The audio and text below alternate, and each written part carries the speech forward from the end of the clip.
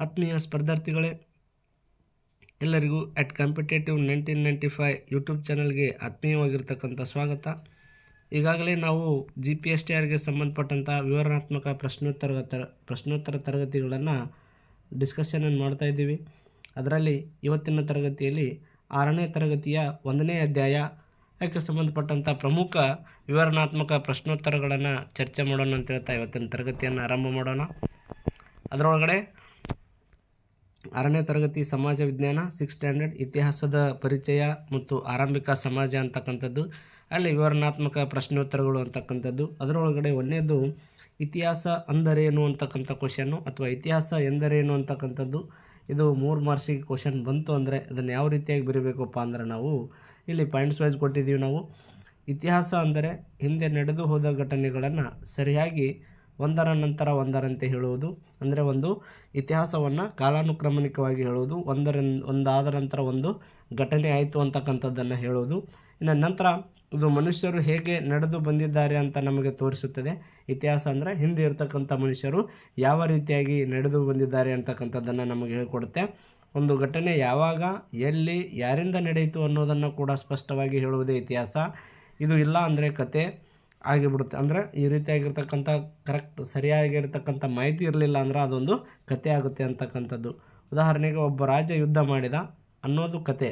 ಆದರೆ ಸಾಮಾನ್ಯ ಶಕಪೂರ್ವ 261ರಲ್ಲಿ ಪಾಟಲಿಪುತ್ರದಲ್ಲಿ ಅಶೋಕ ಅಂತಕ್ಕಂಥ ರಾಜ ಕಳಿಂಗ ಅಂತಕ್ಕಂಥ ಯುದ್ಧ ಮಾಡಿದ ಅನ್ನೋದು ಏನಪ್ಪ ಅಂದ್ರೆ ಇತಿಹಾಸ. ಯಾಕಂದರೆ ಇದರಲ್ಲಿ ಸಮಯ, ಸ್ಥಳ ಮತ್ತು ವ್ಯಕ್ತಿಯ ಬಗ್ಗೆ ಸ್ಪಷ್ಟವಾಗಿರ್ತಕ್ಕಂಥ ಮಾಹಿತಿ ಇದೆ ಅಂತಕ್ಕಂಥದ್ದು. ಇಷ್ಟು ಇತಿಹಾಸ ಅಂದ್ರೇನು ಅಂತಕ್ಕಂಥದ್ದು ನಮಗೆ ಮಾಹಿತಿ ಗೊತ್ತಿರಬೇಕು.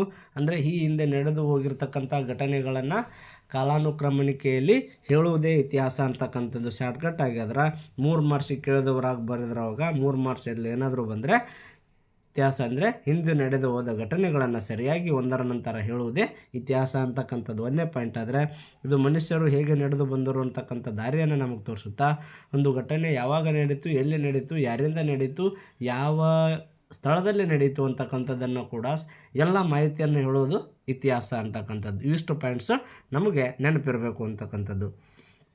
ಇನ್ನು ಇತಿಹಾಸದ ಮಹತ್ವ ಅಂತ ಬಂದಾಗ ಅಥವಾ ಇತಿಹಾಸ ನಮಗೆ ಯಾಕೆ ಬೇಕು ಅಂತಕ್ಕಂಥದ್ದು GPSTRಗೆ ಬಂತು ಅಂದರೆ ಇತಿಹಾಸ ನಮಗೆ ಯಾಕೆ ಬೇಕು ಅಂತ ಪ್ರಶ್ನೆ ಏನಾದರೂ ಬಂದರೆ ನಾವೆಲ್ಲ ಇದು ನಮ್ಮ 6ನೇ ತರಗತಿ ಒಳಗಡೆ ಇರತಕ್ಕಂಥದ್ದು ಒಂದು ನೆಕ್ಸ್ಟ್ ಕ್ವಶನು.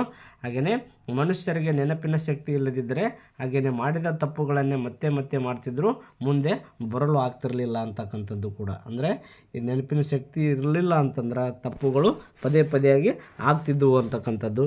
ಇನ್ನು ಅದಕ್ಕೆ ನೆಕ್ಸ್ಟ್ ಏನಪ್ಪ ಅಂದ್ರೆ ಮನುಷ್ಯನಿಗೆ ನೆನಪಿನ ಶಕ್ತಿ ಇದ್ದ ಹಾಗೆ ಯಾವುದು ಇತಿಹಾಸ. ಆಮೇಲೆ ಒಂದು ಸಮಾಜಕ್ಕೆ, ದೇಶಕ್ಕೆ ಇತಿಹಾಸವೇ ನೆನಪಿನ ಶಕ್ತಿ ಅಂತಕ್ಕಂಥದ್ದು. ಇತಿಹಾಸ ನಮ್ಮ ಹಿಂದಿನವರ ಒಳ್ಳೆಯ ಮತ್ತು ತಪ್ಪು ನಿರ್ಧಾರಗಳಿಂದ ಆದ ಸುಖ ದುಃಖ ತೊಂದರೆಗಳನ್ನು ಏನು ಮಾಡ್ತೈತಪ್ಪ ಅಂದ್ರೆ ಹೇಳ್ತೈತಿ.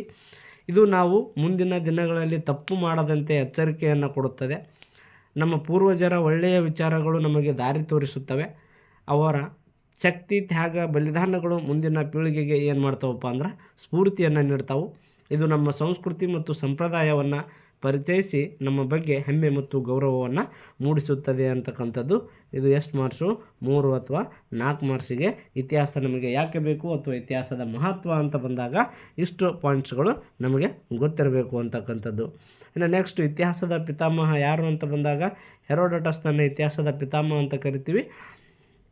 ಗ್ರೀಕ್ ದೇಶದ ಇತಿಹಾಸಕಾರ ಇವ. ಇತಿಹಾಸವನ್ನು ಹೇಗೆ ಬರೆಯಬೇಕು ಅಂತ ಮೊದಲು ತೋರಿಸಿಕೊಟ್ಟವರು ಯಾರಪ್ಪ ಅಂತಂದ್ರೆ ಗ್ರೀಕ್ ದೇಶದವರು. ಅದರಲ್ಲಿ ಹೆಚ್ಚು ಯಾರಪ್ಪ ಅಂದ್ರೆ ಹೆರೋಡೋಟಸ್.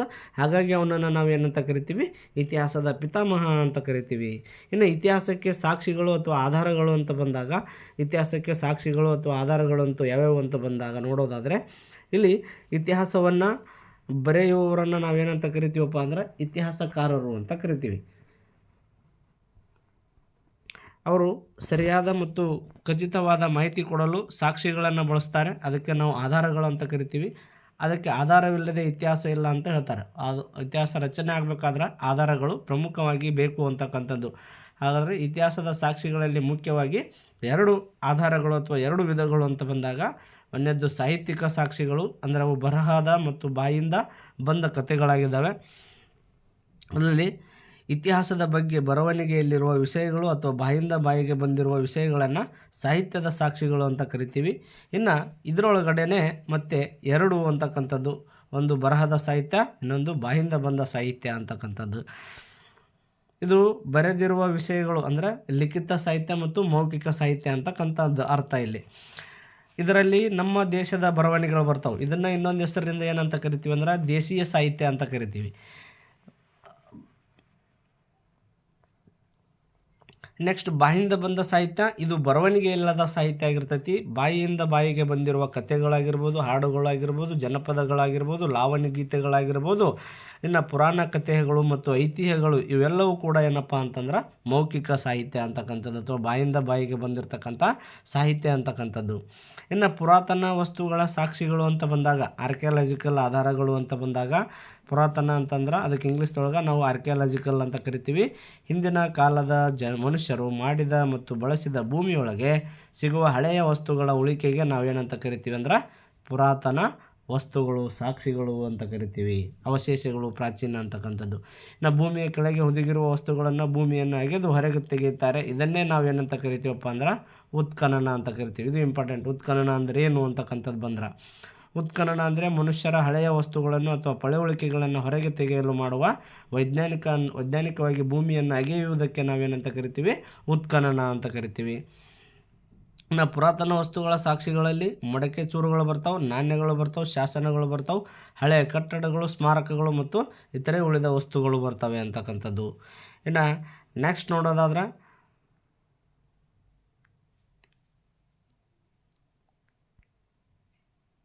ಭೂಮಿಯ ಕೆಳಗೆ ಹುದುಗಿರುವ ಈ ವಸ್ತುವನ್ನು ಭೂಮಿಯನ್ನು ಅಗೆದು ಹೊರಗೆ ತೆಗೆಯುತ್ತಾರೆ. ಇದನ್ನೇ ಉತ್ಖನನ ಅಂತ ಕರಿತೀವಿ. ನೆಕ್ಸ್ಟ್ ಪುರಾತನ ಅಂದರೆ ಉತ್ಖನನ ಅಂದರೆ ಮನುಷ್ಯರ ಹಳೆಯ ವಸ್ತುಗಳನ್ನು ಅಥವಾ ಪಳೆಯುಳಿಕೆಗಳನ್ನು ಹೊರಗೆ ತೆಗೆಯಲು ಮಾಡುವ ವೈಜ್ಞಾನಿಕ ಭೂ ಅಗೆಯುವಿಕೆ ಅಂತಕ್ಕಂಥದ್ದು. ಪುರಾತನ ವಸ್ತುಗಳಲ್ಲಿ ಸಾಕ್ಷಿಗಳಲ್ಲಿ ಅದರೊಳಗೆ ಹೇಳಿದ್ವಿ, ನಾಣ್ಯಗಳು ಆಗಿರ್ಬೋದು, ಚೂರುಗಳಾಗಿರ್ಬೋದು, ಶಾಸನಗಳು, ಹಳೆಯ ಕಟ್ಟಡಗಳು ಅಂತಕ್ಕಂಥದ್ದು. ಭೂಮಿ ಅಗೆಯುವಾಗ ಮಣ್ಣಿನ ಪದರಗಳನ್ನು ನಿಧಾನವಾಗಿ ತೆಗೆಯಲು ಬ್ರಷ್, ಕರಣೆ ಒಂದು ರೀತಿಯ ಸಾಧನ ಅಂತಕ್ಕಂಥದ್ದು. ಆಮೇಲೆ ಚಾಕು, ಮರದ ಡಬ್ಬಳದಂತಹ ಚೂಪಾದ ವಸ್ತುಗಳನ್ನು ಏನು ಮಾಡ್ತೀವಪ್ಪ ಅಂತಂದ್ರೆ ಬಳಸ್ತೀವಿ ಅಂತಕ್ಕಂಥದ್ದು. ಇನ್ನು ನೆಕ್ಸ್ಟು ಅಗೆದಾಗ ಸಿಗುವ ಮಡಿಕೆ ಚೂರುಗಳಾಗಿರ್ಬೋದು, ನಾಣ್ಯಗಳಾಗಿರ್ಬೋದು,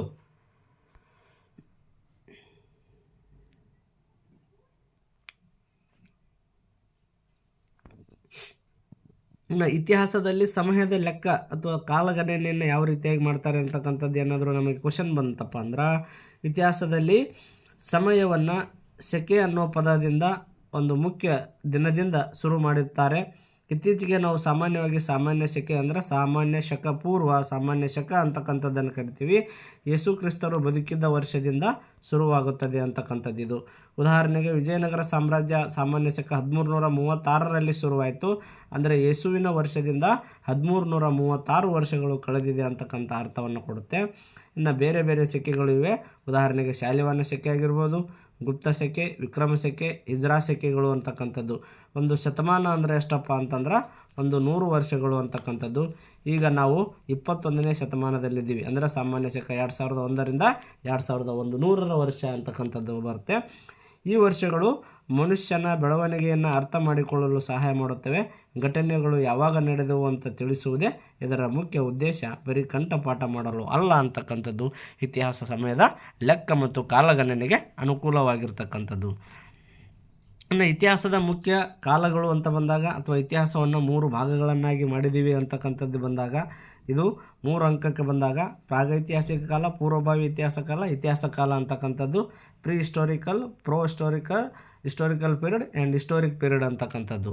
ಇನ್ನು ಮನುಷ್ಯನ ಇತಿಹಾಸದಲ್ಲಿ ಪ್ರಾಗೈತಿಹಾಸಿಕ ಕಾಲನೇ ಹೆಚ್ಚು ದೊಡ್ಡದು ಅಂತಕ್ಕಂಥದ್ದು. ಅದು ಎಷ್ಟಪ್ಪ ಅಂದ್ರೆ 99.9% ದೊಡ್ಡದಾಗಿದೆ. ಆದರೆ ಅದರ ಬಗ್ಗೆ ಅಧ್ಯಯನ ಮಾಡಲು ಏನದಾವಪ್ಪ ಅಂದ್ರೆ ಆಧಾರಗಳು ಕಡಿಮೆ ಇದ್ದಾವೆ ಅಂತಕ್ಕಂಥದ್ದು. ಈ 3 ಕಾಲಗಳನ್ನು ವಿಂಗಡಿಸಲು ಬಳಸುವ ಮುಖ್ಯ ಅಳತೆಗೋಲು ಅಂತ ಬಂದಾಗ ಅಕ್ಷರ ಜ್ಞಾನ ಅಂತಕ್ಕಂಥದ್ದು. ಪ್ರಾಗೈತಿಹಾಸಿಕ ಕಾಲ ಅಂತಂದ್ರೆ ಅಕ್ಷರ ಜ್ಞಾನ ಇಲ್ಲದೇ ಇರತಕ್ಕಂಥದ್ದು. ಅಂದರೆ ಉದಾಹರಣೆಗೆ ಕಲ್ಲಿನ ಕಾಲಗಳು ಅಂತಕ್ಕಂಥದ್ದು. ಏನ ಪೂರ್ವಭಾವಿ ಇತಿಹಾಸ ಕಾಲ ಅಂತ ಬಂದಾಗ ಅಥವಾ ಪ್ರೋ ಹಿಸ್ಟಾರಿಕಲ್ ಪೀರಿಯಡ್ ಅಂತ ಬಂದಾಗ ಇಂದಿಗೂ ಆ ಬರಹಗಳನ್ನು ಓದಲು ಸಾಧ್ಯವಾಗದ ಕಾಲ. ಉದಾಹರಣೆಗೆ ಹರಪ್ಪ ನಾಗರಿಕತೆಗೆ ಜನರಿಗೆ ಏನಪ್ಪ ಅಂತಂದ್ರೆ ಬರಹಗಳು ಗೊತ್ತಿತ್ತು, ಬಟ್ ಅದನ್ನು ಏನು ಮಾಡೋಕ್ಕೆ ಬರೋಲ್ಲ, ಓದಲಿಕ್ಕೆ ಆಗುತ್ತಾ ಇಲ್ಲ. ಅಂಥದಕ್ಕೆ ನಾವೇನಂತ ಕರಿತೀವಿ, ಪೂರ್ವಭಾವಿ ಇತಿಹಾಸ ಕಾಲ ಅಂತ ಕರಿತೀವಿ. ಇನ್ನು ಇತಿಹಾಸ ಕಾಲ ಅಂತ ಬಂದಾಗ ಅಕ್ಷರ ಜ್ಞಾನಗಳು ಇದ್ದು ಅದನ್ನು ಆ ಅಕ್ಷರಗಳನ್ನು ಇಂದಿಗೂ ಓದಲು ಸಾಧ್ಯವಾಗುವ ಕಾಲಕ್ಕೆ ನಾವೇನಂತ ಕರಿತೀವಿ, ಇತಿಹಾಸ ಕಾಲ ಅಂತಕ್ಕಂಥದ್ದನ್ನು ಕರಿತೀವಿ.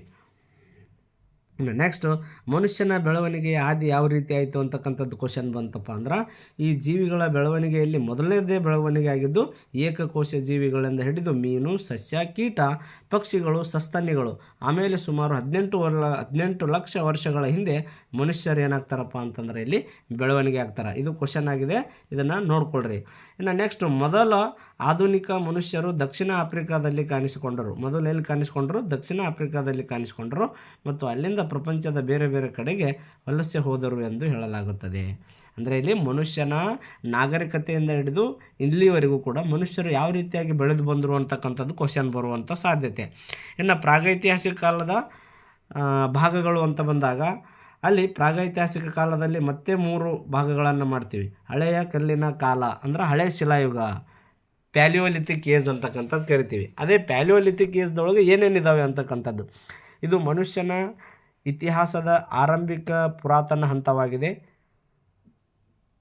ಈ ಕಾಲದ ಜನರು ಹಣ್ಣು, ಗೆಡ್ಡೆ, ಗೆಣಸು ತಿಂದು ಬದುಕ್ತಾಯಿದ್ರು. ಹಳೆ ಶಿಲಾಯುಗದೊಳಗೆ ಇವರು ಅಲೆಮಾರಿಗಳಾಗಿದ್ದರು. ಯಾವುದೇ ರೀತಿಯಾಗಿರ್ತಕ್ಕಂಥ ಒಂದು ಸ್ವಂತ ನೆಲೆಯನ್ನು ಕಂಡುಕೊಂಡಿರಲಿಲ್ಲ, ಒಂದೇ ಕಡೆ ಇರ್ತಾ ಇರಲಿಲ್ಲ ಮತ್ತು ಆಹಾರ ಹುಡುಕುತ್ತಾ ಗುಹೆಗಳಲ್ಲಿ, ಕಲ್ಲು ಬಂಡೆಗಳಲ್ಲಿ ಆಶ್ರಯದಲ್ಲಿ ವಾಸಿಸುತ್ತಿದ್ದರು. ಇನ್ನು ನೆಕ್ಸ್ಟ್, ಇವರು ದೊಡ್ಡ ದೊಡ್ಡ ಕಲ್ಲಿನ ಉಪಕರಣಗಳನ್ನು ಬಳಸ್ತಾಯಿದ್ರು. ಅದರೊಳಗೆ ಕೈ ಕೊಡಲಿ ಆಗಿರ್ಬೋದು, ಚಾಕು, ಕಲ್ಲು ಕೂಳೆ, ಮೊನೆ, ಬೆನಚು ಕಲ್ಲುಗಳಿಂದ ತಯಾರಿಸಿರ್ತಕ್ಕಂಥ ವಸ್ತುಗಳನ್ನು ಏನು ಮಾಡ್ತಾಯಿದ್ರು ಅಂದ್ರೆ ತಮ್ಮ ಆಯುಧಗಳನ್ನಾಗಿ ಬಳಸ್ಕೊಳ್ತಾಯಿದ್ರು. ಇನ್ನು ನೆಕ್ಸ್ಟ್, ಎಲೆ ಮತ್ತು ಮರದ ತೊಗಟೆಗಳನ್ನು ಬಟ್ಟೆಯಾಗಿ ಬಳಸ್ತಾಯಿದ್ರು. ಇವರು ತಮ್ಮ ಚರ್ಮದ ಹೊದಿಕೆಗಾಗಿ ಎಲೆ ಮತ್ತು ತೊಗಟೆಯಿಂದ ಮಾಡಿರ್ತಕ್ಕಂಥ ಅವುಗಳನ್ನೇ ಬಟ್ಟೆಯನ್ನಾಗಿ ಮಾಡಿಕೊಂಡು ತಿರುಗಾಡ್ತಿದ್ರು ಅಂತಕ್ಕಂಥದ್ದು. ಇನ್ನು ನೆಕ್ಸ್ಟು, ಈ ಕಾಲದ ಕೊನೆಯ ಹಂತದಲ್ಲಿ ಆಹಾರಕ್ಕಾಗಿ ಬೇಟೆ ಆಡಲು ಪ್ರಾರಂಭ ಮಾಡ್ತಾರೆ. ಹಳೆ ಶಿಲಾಯುಗದ ಕೊನೆಯ ಭಾಗದೊಳಗೆ ತಮ್ಮ ಆಹಾರವನ್ನು ಕಂಡುಕೊಳ್ಳುವುದಕ್ಕಾಗಿ ಬೇಟೆ ಆಡುವುದನ್ನು ಪ್ರಾರಂಭಿಸ್ತಾರೆ. ಆಮೇಲೆ ಮೀನು ಹಿಡಿಯುವುದನ್ನು ಕೂಡ ಕಲಿತಾರೆ.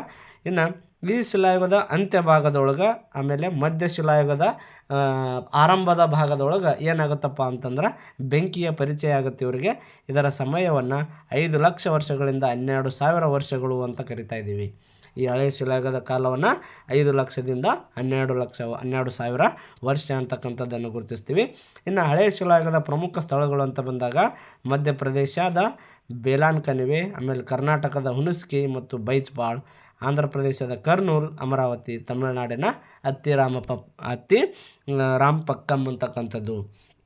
ಇದಿಷ್ಟು ಏನಪ್ಪ ಅಂದ್ರೆ ಹಳೆಯ ಶಿಲಾಯುಗಕ್ಕೆ ಸಂಬಂಧಪಟ್ಟಂಥ ಪ್ರಮುಖ ಅಂಶಗಳು. ಅದಕ್ಕೆ ನಾವು ಪ್ಯಾಲಿಯೋಲಿಥಿಕ್ ಅಂತ ಕರಿತೀವಿ. ಇನ್ನು ನೆಕ್ಸ್ಟ್, ಮಧ್ಯ ಶಿಲಾಯುಗ ಅಥವಾ ಮಧ್ಯಕಾಲೀನ ಕಾಲ ಅಂತ ಬಂದಾಗ ಮೀಸೋಲಿಥಿಕ್ ಏಜ್ ಅಂತ ಕರಿತೀವಿ. ಇದು ಹಳೆಯ ಕಲ್ಲಿನ ಕಾಲ ಮತ್ತು ಹೊಸ ಕಲ್ಲಿನ ಕಾಲದ ನಡುವಿನ ಸಮಯ, ಅಂದ್ರೆ ಮಧ್ಯದೊಳಗಡೆ ಇರತಕ್ಕಂಥ ಸಮಯ. ಈ ಕಾಲದ ಜನರು ದೊಡ್ಡ ದೊಡ್ಡ ಕಲ್ಲಿನ ಉಪಕರಣಗಳ ಬದಲು ಏನಪ್ಪ ಅಂದ್ರೆ ಚಿಕ್ಕ ಮತ್ತು ಚೂಪಾದ ಕಲ್ಲಿನ ಆಯುಧಗಳನ್ನು ಬಳಸಲಿಕ್ಕೆ ಪ್ರಾರಂಭ ಮಾಡಿದರು. ಇದಕ್ಕೆ ಇನ್ನೊಂದು ಹೆಸರಿನಿಂದ ಏನಂತ ಕರಿತೀವಪ್ಪ ಅಂತಂದ್ರೆ ನಾವು ಸೂಕ್ಷ್ಮ ಶಿಲಾಯುಗ ಅಂತ ಕರಿತೀವಿ. ಏನಂತ ಕರಿತೀವಿ? ಮೈಕ್ರೋಲಿಥಿಕ್ ಏಜ್ ಅಂತ ಕೂಡ ಕರಿತೀವಿ. ಸೂಕ್ಷ್ಮ ಶಿಲಾಯುಗ ಅಂತೇಳಿ ಕರಿತೀವಿ. ಅದಕ್ಕೆ ಇದನ್ನು ಸೂಕ್ಷ್ಮ ಶಿಲಾಯುಗ ಅಂತ ಕರಿತೀವಿ. ಈ ಚಿಕ್ಕ ಆಯುಧಗಳನ್ನು ಬಾಣದ ತುದಿಗೆ ಅಥವಾ ಕಟ್ಟಿಗೆಯ ತುದಿಗೆ ಕಟ್ಟಿ ಬೇಟೆ ಆಡ್ತಾಯಿದ್ರು. ಯಾಕಂದರೆ ಹಳೆಯ ಶಿಲಾಯುಗದ ಅಂತ್ಯ ಭಾಗದೊಳಗೆ ಬೇಟೆ ಮತ್ತು ಮೀನು ಹಿಡಿಯುವುದನ್ನು ಕಲ್ತಿದ್ರು. ಅದನ್ನೇ ಕೂಡ ಈ ಮಧ್ಯ ಶಿಲಾಯುಗದ ಜನರು ಏನು ಮಾಡ್ಕೊಂಡ್ರು ಅಂತಂದ್ರೆ ರೂಢಿಯನ್ನು ಮಾಡಿಕೊಂಡ್ರು ಅಂತಕ್ಕಂಥದ್ದು. ಕಾಡು ಧಾನ್ಯಗಳನ್ನು ಆಹಾರವನ್ನು ಸಂಗ್ರಹಿಸುವ ಪದ್ಧತಿ ಕಂಡುಕೊಂಡ್ರು. ಆಹಾರದ ಕೊರತೆಗೆ ಎದುರಾದಾಗ ಪ್ರಾಣಿಗಳನ್ನು ಹಿಡಿದು ಸಾಕಲು ಶುರು ಮಾಡಿದರು. ಅಂದ್ರೆ ಈಗ ಬೇಟೆ ಆಡುವಂಥ ಸಂದರ್ಭದಾಗ ಪ್ರಾಣಿಗಳಿಗೆ ಏನಾದರೂ ಗಾಯಗಳಾದಾಗ ಆ ಪ್ರಾಣಿಗಳನ್ನು ಕೊಲೆ ಮಾಡ್ತಾ ಇರಲಿಲ್ಲ. ಅವುಗಳನ್ನೇ ತಮ್ಮೊಂದು ಸಾಕಿ ತಮಗೆ ಆಹಾರದ ಅವಶ್ಯಕತೆ ಇದ್ದಾಗ ಅವುಗಳನ್ನ ಏನು ಮಾಡ್ತಿದ್ರು ಅಂದ್ರೆ ತಮ್ಮ ಆಹಾರಕ್ಕಾಗಿ ಬಳಸ್ಕೊಳ್ತಾ ಇದ್ರು. ಇನ್ನು ನೆಕ್ಸ್ಟ್, ಪಶುಪಾಲನೆಗೆ ಕಾರಣವಾಯ್ತಿದ್ದು. ಮಧ್ಯಕಾಲೀನ ಕಾಲದ ಜನರು ಪ್ರಾಣಿಗಳ ಚರ್ಮವನ್ನು ಬಟ್ಟೆಯಾಗಿ ಬಳಸ್ತಾಯಿದ್ರು. ಹಳೆ ಕಾಲದ ಶಿಲಾಯುಗದ ಜನರು ಎಲೆ ತೊಗಟೆಗಳನ್ನು, ಮರದ ತೊಗಟೆಗಳನ್ನು ತಮ್ಮ ಬಟ್ಟೆಗಳನ್ನಾಗಿ ಬಳಸ್ಕೊತಾಯಿದ್ರು. ಇವರು ಪ್ರಾಣಿಗಳ ಚರ್ಮವನ್ನು ಏನು ಮಾಡೋಕ್ಕೆ ಸ್ಟಾರ್ಟ್ ಮಾಡಿದ್ರು ಅಂದ್ರೆ ತಮ್ಮ ಬಟ್ಟೆಯನ್ನಾಗಿ ಬಳಸ್ಕೊಂಡ್ರು. ಇವ್ರಿಗೆ ಬೆಂಕಿಯ ಪರಿಚಯ ಚೆನ್ನಾಗಿತ್ತು. ಇನ್ನು ಬಿಡುವಿನ ಸಮಯದಲ್ಲಿ ಅವರು ವಾಸಿಸುತ್ತಿದ್ದ ಕಲ್ಲು ಬಂಡೆಗಳ ಮೇಲೆ ಚಿತ್ರಗಳನ್ನು ಬಳಸ್ತಾಯಿದ್ರು. ಮಧ್ಯ ಶಿಲಾಯುಗದ ಜನರು ಚಿತ್ರಗಳನ್ನು ಕೂಡ ಬಿಡಿಸ್ತಾಯಿದ್ರು ಅಂತಕ್ಕಂಥದ್ದು. ಇನ್ನು ನೆಕ್ಸ್ಟು ಈ ಕಾಲವನ್ನು ಇಂದಿಗೆ ನಾವು ಏನಂತ ಕರಿತೀವಿ ಅಂದ್ರೆ 12,000 ವರ್ಷಗಳಿಂದ 9,000 ವರ್ಷಗಳವರೆಗೆ ಗುರುತಿಸಲಾಗುತ್ತದೆ. ಇನ್ನು ಈ ಕಾಲದ ಪ್ರಮುಖ ಸ್ಥಳಗಳು ಅಂತ ಬಂದಾಗ ಮಧ್ಯಪ್ರದೇಶದ ಭೀಮ್ಬೇಟ್ಕಾ, ಅಧಮ್ಗರ್, ಕರ್ನಾಟಕದ ಬ್ರಹ್ಮಗಿರಿ, ಕನಗನಹಳ್ಳಿ, ಇನ್ನು ರಾಜಸ್ಥಾನದ ಭಾಗೋರ್, ಗಣೇಶ್ವರ, ಪಶ್ಚಿಮ ಬಂಗಾಳದ ಬಿರ್ನಾಪುರ್, ಆಮೇಲೆ ಆಂಧ್ರ ಪ್ರದೇಶದ ವಾನ್ಸ್ಪಾರಿ, ಉತ್ತರ ಪ್ರದೇಶದ ಸರಾಯ್ನಹರ್ ರಾಯ್ ಅಂತಕ್ಕಂಥವು ಅಥವಾ ಮಹಾದಾ ಅಂತಕ್ಕಂಥವು ಮಧ್ಯಶಿಲಾಯುಗದ ಪ್ರಮುಖ ನೆಲೆಗಳು ಅಂತಕ್ಕಂಥದ್ದು. ಇನ್ನು ಹೊಸ ಕಲ್ಲಿನ ಕಾಲ ಅಥವಾ ನವಶಿಲಾಯುಗ ಅಂತ ಬಂದಾಗ ಅಲ್ಲಿ ಇದಕ್ಕೆ ನಿಯೋಲಿಥಿಕ್ ಏಜ್ ಅಂತ ಕರಿತೀವಿ ನಾವು. ಮಧ್ಯಕಾಲೀನ ಅಥವಾ ಮಧ್ಯ ಶಿಲಾಯುಗದ ಕಾಲದ ಜನರು ಪ್ರಾಣಿಗಳನ್ನು ಸಾಕಿಸುತ್ತಿದ್ದರಿಂದ ಅವರಿಗೂ ಮತ್ತು ಪ್ರಾಣಿಗಳಿಗೂ ಆಹಾರದ ಕೊರತೆ ಆಗಾಗ ಬರುತ್ತಿತ್ತು. ಅದಕ್ಕೆ ಈ ಜನರು ಅಲೆದಾಡುವುದನ್ನು ಬಿಟ್ಟು ಆಹಾರವನ್ನು ತಾವೇ ಬೆಳೆಯಲು ಉತ್ಪಾದನೆ ಮಾಡಲು ಶುರು ಮಾಡ್ತಾರೆ. ಇದನ್ನೇ ನಾವು ಕೃಷಿ ವ್ಯವಸಾಯ ಅಂತ ಕರಿತೀವಿ. ಇನ್ನು ನದಿಗಳ ಪಕ್ಕದಲ್ಲಿ ಫಲವತ್ತಾದ ಮಣ್ಣಿನಲ್ಲಿ ವ್ಯವಸಾಯವನ್ನು ಶುರು ಮಾಡಿದರು. ಇನ್ನು ವ್ಯವಸಾಯದಿಂದ ಧಾನ್ಯ ಮತ್ತು ಪ್ರಾಣಿಗಳಿಗೆ ಮೇವು ಸಿಕ್ಕಿತು. ಇದರಿಂದ ಅಲೆಮಾರಿ ಜೀವನ ಬಿಟ್ಟು ಒಂದೇ ಕಡೆ ನೆಲೆಸಲು ಶುರು ಮಾಡ್ತಾರೆ ಇವರು ನವಶಿಲಾಯುಗದ ಜನರು. ಹೀಗೆ ಕೃಷಿ ಶುರುವಾಗಿದ್ದು ಇದೇ ನವಶಿಲಾಯುಗದೊಳಗೆ. ಸಂಸ್ಕೃತಿ ಮತ್ತು ನಾಗರಿಕತೆಗಳು ಬೆಳೆಯಲು ಮೊದಲ ಹೆಜ್ಜೆ ಆಯಿತು.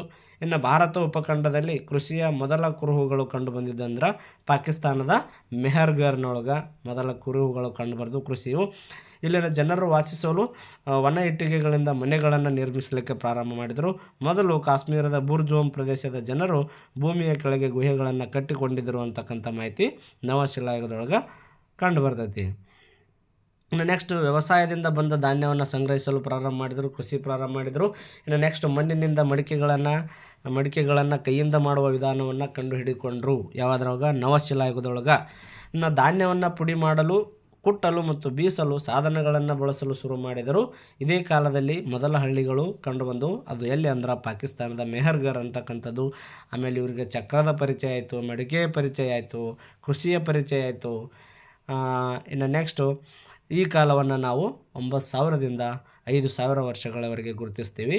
ಇನ್ನು ಈ ಕಾಲದ ಪ್ರಮುಖ ನೆಲೆಗಳು ಅಂತ ಬಂದಾಗ ಕರ್ನಾಟಕದ ಬನಹಳ್ಳಿ, ಬ್ರಹ್ಮಗಿರಿ, ಬೂದಿಹಾಳ, ಹಳ್ಳೂರು, ಪಿಕ್ಲಿಹಾಳ, ಟಿ ನರಸೀಪುರ, ಉತ್ತನೂರು, ಬಿಹಾರದ ಚಿರಾಂಡ್ ಅಂತಕ್ಕಂಥ ಪ್ರದೇಶ ಅಂತಕ್ಕಂಥದ್ದು. ಇವು ಇಷ್ಟು ಏನಪ್ಪ ಅಂದ್ರೆ ಹಳೆಯ ಶಿಲಾಯುಗ, ಮಧ್ಯಶಿಲಾಯುಗ ಮತ್ತು ನವಶಿಲಾಯುಗದ ಬಗ್ಗೆ ಇರತಕ್ಕಂಥ ಪ್ರಮುಖವಾಗಿರ್ತಕ್ಕಂಥ ಮಾಹಿತಿ. ನಮಗೆ ಕ್ವಶನ್ ಏನಂತ ಕೇಳ್ತಾರಪ್ಪ ಅಂತಂದ್ರೆ ನವಶಿಲಾಯುಗ ಕುರಿತು ಬರೆಯಿರಿ ಅಂತ ಏನಾದರೂ ಬಂದ್ರೆ ನಾವು ಇವು 3ರಿಂದ 4 ಅಂಶಗಳು ಅಥವಾ 3-4 ಮಾರ್ಕ್ಸಿಗೆ ಬಂದರೆ ಈ ರೀತಿಯಾಗಿ ಬರಿಬೇಕು ಅಂತಕ್ಕಂಥದ್ದು. ಇನ್ನು ನೆಕ್ಸ್ಟ್ ಲೋಹಗಳ ಯುಗ ಅಂತ ಬಂದಾಗ ಮೆಟಲ್ ಏಜಸ್ ಅಂತ ಕರಿತೀವಿ. ಹೊಸ ಕಲ್ಲಿನ ಕಾಲದ ಕೊನೆಯಲ್ಲಿ ಲೋಹಗಳನ್ನು ಬಳಸಲು ಶುರು ಮಾಡ್ತಾರೆ ಇವರು. ಇನ್ನು ಮನುಷ್ಯರು ಮೊದಲು ಬಳಸಿದ ಲೋಹ ಅಂತ ಬಂದಾಗ ತಾಮ್ರ ಕರಿತೀವಿ. ತಾಮ್ರಕ್ಕೆ ಏನನ್ನು ಸೇರಿಸ್ತಾರಪ್ಪ ಅಂತಂದ್ರೆ ತವರವನ್ನು ಸೇರಿಸಿ ಕಂಚು ಮಾಡುವುದನ್ನು ಕಲಿತಾರೆ ಇವರು. ತಾಮ್ರಕ್ಕಿಂತ ಗಟ್ಟಿಯಾಗಿರ್ತಕ್ಕಂಥ ಮಿಶ್ರ ಲೋಹ ಅಂತಕ್ಕಂಥದ್ದು. ಇನ್ನು ನೆಕ್ಸ್ಟ್ ತಾಮ್ರ ಮತ್ತು ಕಲ್ಲಿನ ಕಾಲ ಅಥವಾ ತಾಮ್ರ ಶಿಲಾಯುಗ, ಕಾಪರ್ ಆ್ಯಂಡ್ ಬ್ರೌಂಜ್ ಏಜ್ ಅಂತ ಕರಿತೀವಿ ಇದಕ್ಕೆ ನಾವು. ಈ ಕಾಲವನ್ನು 5,000 ವರ್ಷಗಳ ನಂತರದ ಅವಧಿಯಲ್ಲಿ ಕಾಣುತ್ತೇವೆ. ಕಂಚು ಮತ್ತು ತಾಮ್ರದ ಆಯುಧಗಳು ಕಡಿಮೆ ಇರುವುದರಿಂದ ಅದರ ಜೊತೆಗೆ ಕಲ್ಲಿನ ಆಯುಧಗಳು ಮುಂದುವರೆದಿದ್ದವು. ಹಾಗಾಗಿ ಇದನ್ನು ನಾವು ತಾಮ್ರ ಮತ್ತು ಕಂಚಿನ ಶಿಲಾಯುಗ ಎಂದು ಕರೆಯುತ್ತೇವೆ. ಈ ಕಾಲದೊಳಗೆ ವ್ಯವಸಾಯ ಮತ್ತು ಪ್ರಾಣಿ ಸಾಕಾಣಿಕೆ ಮುಖ್ಯ ಕೆಲಸವಾಗಿತ್ತು. ಚಕ್ರದಿಂದ ಮಾಡಿದ ಸುಂದರ ಮಡಿಕೆಗಳು ಮತ್ತು ತಾಮ್ರದ ಆಭರಣಗಳು ಸಿಗ್ತವು. ಇನ್ನು ಕಂಚಿನ ಉಪಕರಣಗಳು ಭೂಮಿಯನ್ನು ಆಳವಾಗಿ ಉಳಲು ಮತ್ತು ಕಾಡು ಕಡಿದು ವ್ಯವಸಾಯದ ಭೂಮಿ ಮಾಡಲು ಸಹಾಯವನ್ನು ಮಾಡಿದವು ಅಂತಕ್ಕಂಥದ್ದು. ಇದರಿಂದ ಆಹಾರದ ಉತ್ಪಾದನೆ ಹೆಚ್ಚಾಗ್ತೈತಿ, ಇವರಿಗೆ ವ್ಯಾಪಾರ ಶುರು ಮಾಡ್ಕೊತಾರೆ.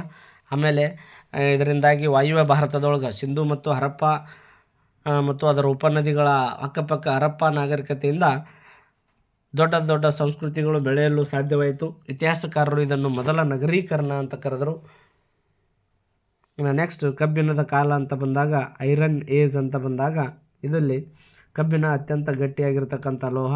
ಇದು ದಕ್ಷಿಣ ಭಾರತದಲ್ಲಿ ತಾಮ್ರಕ್ಕೂ ಮೊದಲೇ ಬಳಕೆ ಇತ್ತು. ತಾಮ್ರಕ್ಕಿಂತ ಮೊದಲು ದಕ್ಷಿಣ ಭಾರತದೊಳಗೆ ಕಬ್ಬಿನ ಬಳಕೆಗಿತ್ತು ಅಂತಕ್ಕಂಥದ್ದು. ಕಬ್ಬಿನ ದಕ್ಷಿಣ ಭಾರತದಲ್ಲಿ 3500 ವರ್ಷಗಳ ಹಿಂದೆಯೇ ಬಳಕೆಗೆ ಬಂದಿತ್ತು. ಈ ಕಾಲವನ್ನು ದೊಡ್ಡ ಕಲ್ಲಿನ ಸಂಸ್ಕೃತಿ ಕಾಲ, ಬೃಹತ್ ಶಿಲಾ ಸಂಸ್ಕೃತಿ ಕಾಲ ಎಂದು ಕೂಡ ಕರೆಯುತ್ತಾರೆ. ಕಬ್ಬಿಣದ ಆಯುಧಗಳು ಮತ್ತು ಉಪಕರಣಗಳು ವ್ಯವಸಾಯ ಮತ್ತು ಕರಕುಶಲ ಕೆಲಸದಲ್ಲಿ ಬಹಳ ಸಹಾಯ ಮಾಡಿದವು.